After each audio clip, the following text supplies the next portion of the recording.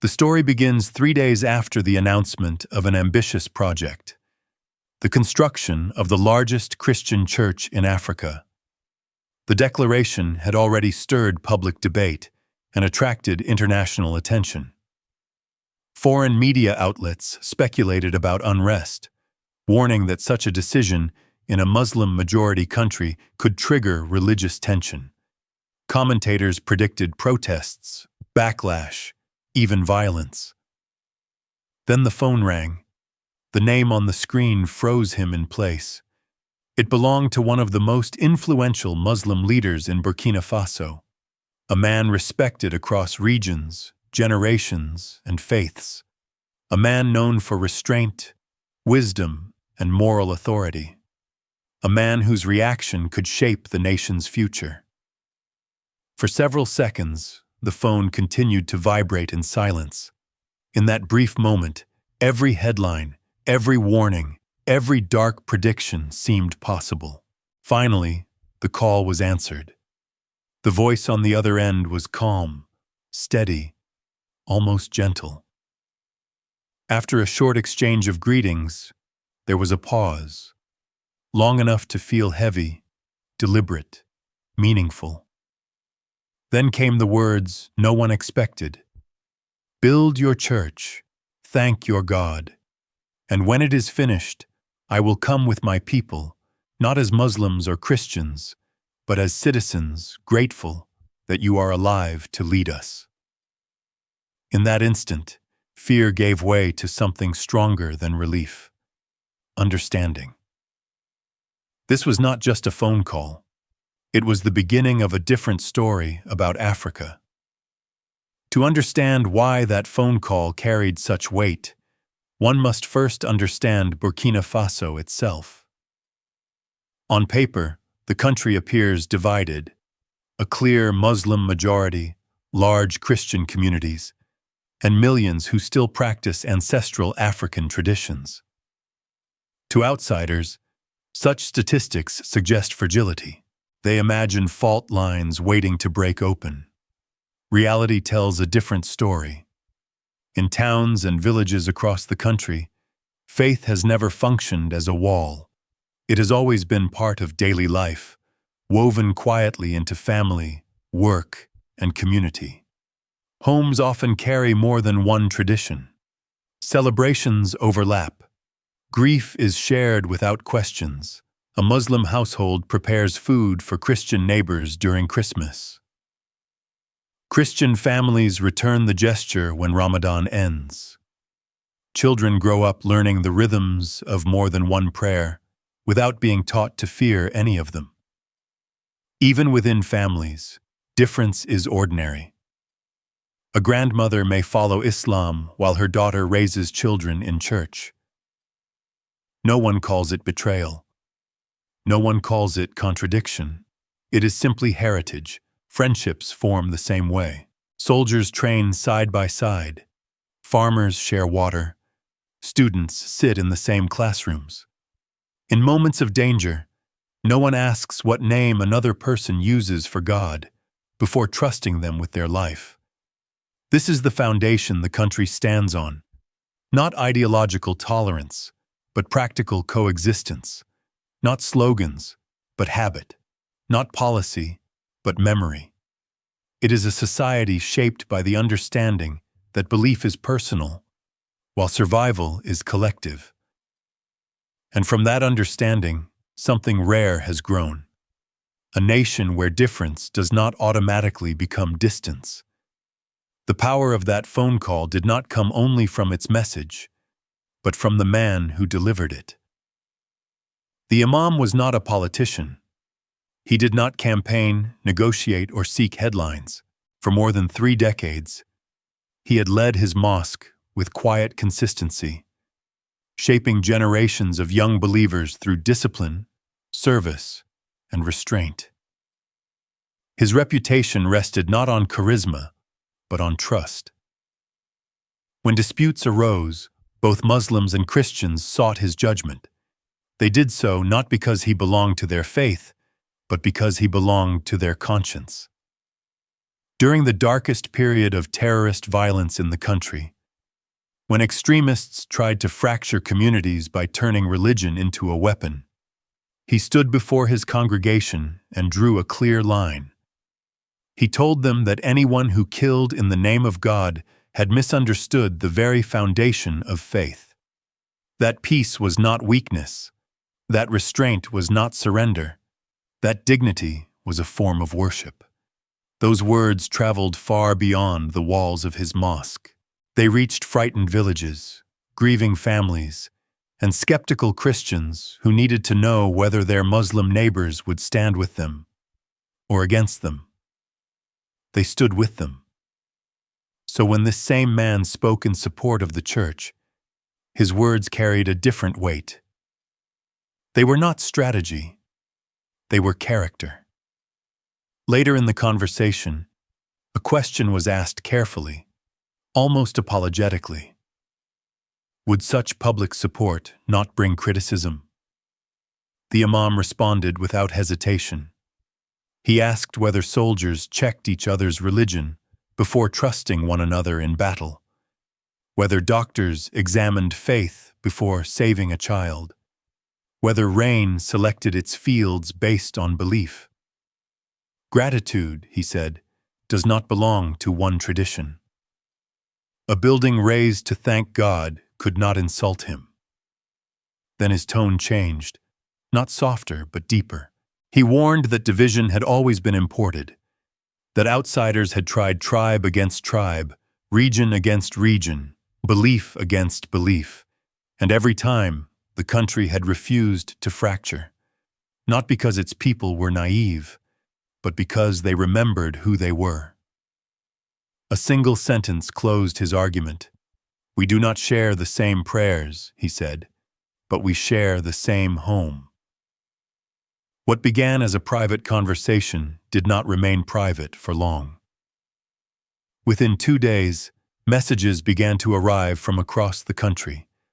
Religious leaders from distant cities, scholars from rural provinces, elders from communities shaped by hardship and conflict, all reached out with the same unexpected tone: affirmation.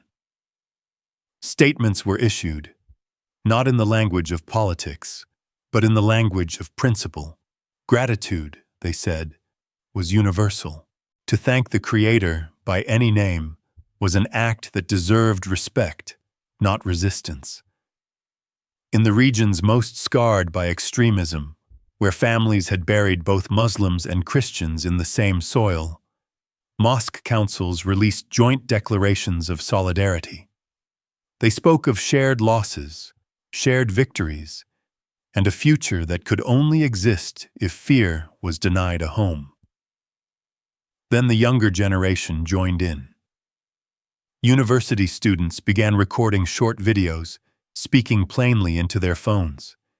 They did not quote scripture. They spoke about grandparents of different faiths, about childhoods shaped by mixed traditions, about classrooms where prayer languages changed, but loyalty did not. They named their campaign simply, One Country, Many Prayers. One young woman, her headscarf framing a steady expression, explained that her name came from Islamic tradition, her education from a Christian school, and her sense of belonging from neither religion alone, but from the land itself. She said she was tired of being asked to choose between parts of her identity that had never been in conflict. Her words traveled farther than any official statement ever could. Millions watched. And still, beyond the borders of the country, almost no one reported it. Outside the country, a different script had already been written. International commentators had prepared their conclusions in advance. A Christian president, a Muslim-majority nation, a monumental church. The formula seemed convenient, almost irresistible. Headlines hinted at instability. Analysts spoke of inevitable tension. Panels debated how long it would take before unrest appeared. They searched for outrage. They quoted the few angry voices they could find. They framed questions in ways designed to extract fear. And then something inconvenient happened. Nothing collapsed. There were no riots, no mass protests, no burning symbols, no calls for retaliation. Instead, there were statements of solidarity, shared initiatives, young people speaking calmly about coexistence, and religious leaders refusing to play the role assigned to them. The story they wanted refused to exist, so the cameras moved on. The same outlets that had warned of disaster found little interest in explaining stability. Unity did not fit their expectations. Brotherhood did not match the image they had carefully cultivated for decades, an image of Africa as perpetually fragile, emotionally combustible, incapable of complexity. Violence would have confirmed their assumptions. Peace quietly dismantled them. What remained was an uncomfortable silence, and a truth rarely acknowledged. Conflict is marketable. Harmony is not. But within the country, the absence of foreign approval changed nothing. People continued their conversations. Leaders continued their planning. Communities continued living as they always had, intertwined, imperfect, resilient. They did not need permission to exist as they were. Support was strong, but it was not unanimous, and it was never expected to be. In a living society, agreement is rare. Questions rise naturally, especially when faith, public money, and national symbols intersect. Some came from Muslim communities who wondered why a large Christian project should receive state backing while aging mosques still awaited repair. Some came from Christians who worried that consultation with Islamic leaders blurred sacred boundaries. Others, secular in outlook, challenged the entire premise. Why build houses of worship at all when classrooms and hospitals remained scarce? These concerns were not dismissed. They were acknowledged publicly. The response was deliberate and clear. Funds allocated for the church would also support the preservation of historic mosques and other religious sites across the country. No tradition would be elevated at the expense of another. Dialogue with Muslim leaders was not submission, but responsibility. A church built in isolation could become a symbol of separation. A church built with understanding could become part of the national landscape, protected not by walls, but by mutual respect. And the argument for schools and hospitals was answered not with rhetoric, but with design. The project itself would include both. Education and healthcare would stand beside worship, not behind it. Faith, it was said, should not compete with service. It should justify it. Debate continued. Voices disagreed. Editorials argued. Yet disagreement did not harden into hostility. What outsiders mistook for weakness was, in fact, a sign of political health. A country capable of arguing without tearing itself apart. Unity, after all, does not require uniformity. It requires the discipline to listen without turning difference into danger. Near the end of the call, the Imam shared a thought that lingered long after the line went silent. He said that peace between religions in their land was not accidental. It was inherited. Long before Islam crossed the desert, before Christianity arrived with missionaries and ships, people had already learned how to live together. They had named the Creator in many ways, honored their ancestors, buried their dead, celebrated their harvests, and defended their villages as one people. When new religions came, they were not swallowed, but neither were they allowed to swallow what already existed. Faith was added. Identity was not replaced. Elsewhere, he observed, people were taught to rank themselves by belief first and nation second. to define loyalty through doctrine, to see difference as threat. Here, the order remained reversed. They were a people before they were followers, a community before they were congregations, citizens before they were converts. Religion shaped how they prayed. Belonging shaped how they lived. That distinction, he said, had protected them when others collapsed into suspicion. It had kept neighbors from becoming strangers and disagreements from becoming wounds. It was not weakness, it was memory. And memory, carried long enough, becomes culture. From that conversation emerged an idea that would shape the hard art of the entire project. The church would contain a room unlike any other. No cross would stand at its center.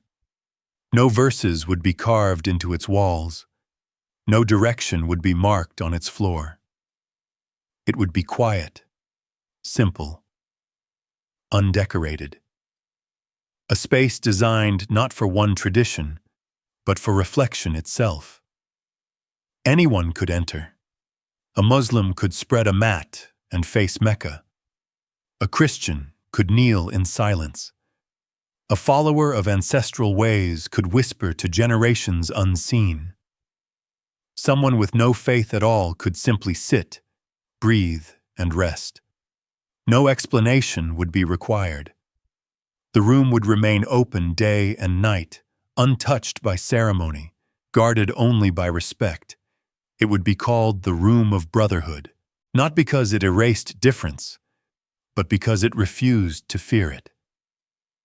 The belief behind it was disarmingly simple, that sincerity needs no uniform, and that the Creator, by whatever name spoken, does not shrink when approached in unfamiliar words. In that room, belief would not compete. It would coexist. What unfolded within one country did not remain contained by its borders. In neighboring nations, where similar religious diversity existed, but trust had been more fragile, community leaders began to take notice. Clerics and pastors released joint messages praising the example set in Burkina Faso, not as a political strategy, but as a social discipline worth studying.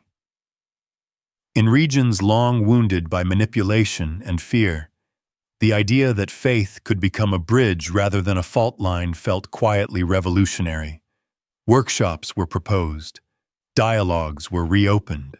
Old rivalries softened, not through treaties, but through imitation. Farther away, among African communities scattered across Europe and the Americas, the story found a different kind of audience. Immigrants shared it in group chats.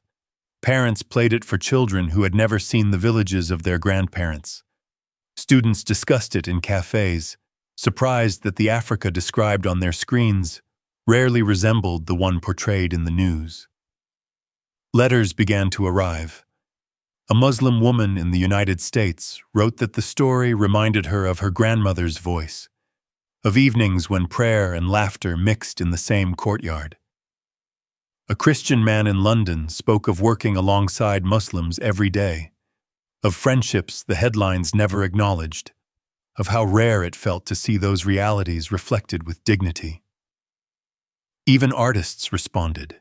A musician in the Caribbean, descended from people taken from the same coastline centuries earlier, composed a song about shared roots and borrowed faiths, about belonging that survived displacement. It spread quietly, passed from phone to phone, radio to radio, gathering listeners who recognized themselves in its refrain. None of this had been planned. No campaign had been designed. No image carefully staged. The story moved because it contradicted exhaustion, because it offered evidence that coexistence was not naive, because it reminded people that division is learned, but solidarity can be remembered. Every story that travels far eventually becomes a question. This one asks several. To Africans, whether living on the continent or scattered across oceans, it offers a warning and a responsibility. Protect what has been inherited. Do not allow distant voices to define who your enemies are. Do not accept borrowed fears as wisdom. The neighbor who prays differently is not a threat. The colleague who names God in another language is not an obstacle. They are part of the same unfinished future. To those who believe in God, in any form, the message is quieter but sharper.